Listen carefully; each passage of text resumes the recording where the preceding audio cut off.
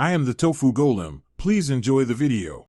In this video, I will explain how to remove a Ford Ranger tub. First, gather your tools, including a T55 torque socket, a ratchet, and a wrench. Ensure your truck is on a level surface and securely supported. For safety, always disconnect the negative terminal of your 12-volt battery before starting any electrical work. This prevents accidental shorts and protects your vehicle's systems during the removal process. Next, you'll need to disconnect all the components attached to the tub. Start by unplugging the electrical connectors for the taillights, any sensors, and the reverse camera.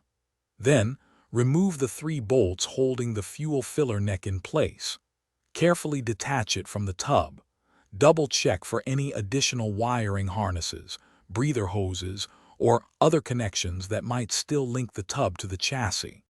Now it's time to tackle the main mounting bolts.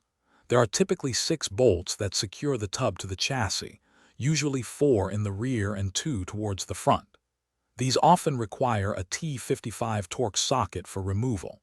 If you encounter heavily rusted or seized bolts, you might need to use an angle grinder or a cutting tool to remove their heads. Patience is key here to avoid damaging the frame. With all connections and bolts removed, the tub is ready to be lifted. A Ford Ranger tub weighs around 150 pounds, so it's best to have at least 2 people or use an engine hoist for safe removal.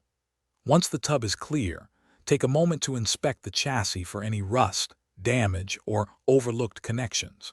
Remember to check the description for a link to the Owala water bottle and other great deals to keep you refreshed during your projects. Thanks for watching. Consider subscribing if we helped you today.